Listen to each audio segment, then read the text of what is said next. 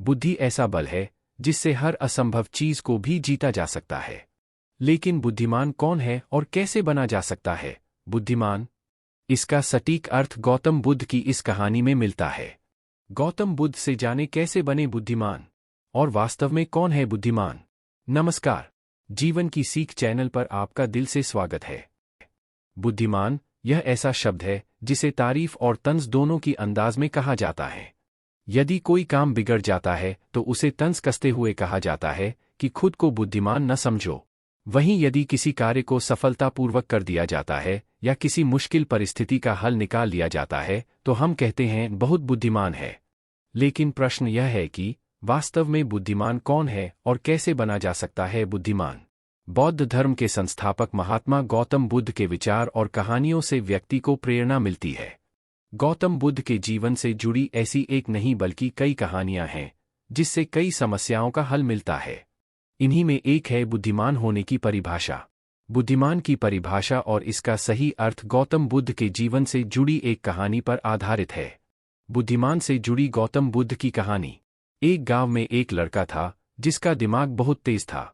उसकी यह खासियत थी कि वह किसी भी चीज को बहुत ही आसानी और कम समय में सीख लेता था, जबकि उसी चीज को सीखने और समझने के लिए अन्य लोगों को काफी समय लग जाता था।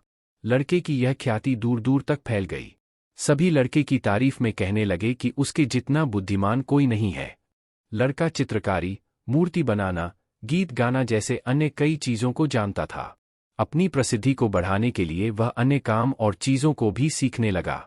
इस तरह से उसे अपनी बुद्धिमत्ता पर अहंकार हो गया, क्योंकि वह साधारण व्यक्ति होकर कई असाधारण काम भी आसानी से करने लगा था। एक दिन लड़के का सामना भगवान गौतम बुद्ध से हुआ। लड़के को खुद पर खूब अहंकार था और इस कारण उसे किसी से ईर्ष्या नहीं होती थी, क्योंकि वह खुद को ही श्रेष्ठ समझता था। लेकिन पहली बार उसे गौतम बुद्ध को देख ईर्ष्या हुई और वह अपनी तुलना बुद्ध के साथ करने लगता है। वह देखता है कि बुद्ध के पास भिक्षा मांगने के लिए एक कटोरा है और उसके पास अपार धन। बुद्ध ने साधारण वस्त्र धारण किए थे और उसके वस्त्र कीमती थे। बुद्ध नंगे पैर थे और वह नंगे पांव जमीन पर पैर भी नहीं रखता था। इस तरह से लड़का एक नहीं बल्कि कई चीजों से गौतम बुद्ध के साथ अपनी तुलना करने लगा। हर चीज से तुलना करने के बाद वह मन ही मन सोचता है कि आखिर मैं इस भिक्षु के साथ अपनी तुलना क्यों कर रहा हूं, जबकि इसका और मेरा जीवन बिल्कुल अलग है।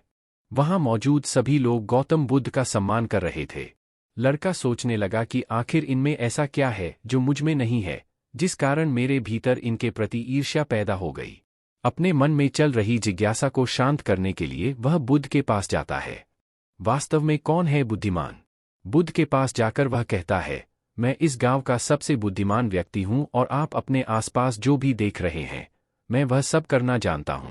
मैं किसी भी कार्य को बहुत कम समय में सीख लेता हूं, इसलिए सभी लोग मेरा सम्मान करते हैं। लेकिन फिर भी आपको देख मेरे भीतर ईर्ष्या पैदा हो गई। इसलिए मैं जानना चाहता हूं कि आपकी उपलब्धि क्या है? सभी आपको इतना आदर सम्मान क्यों दे रहे हैं?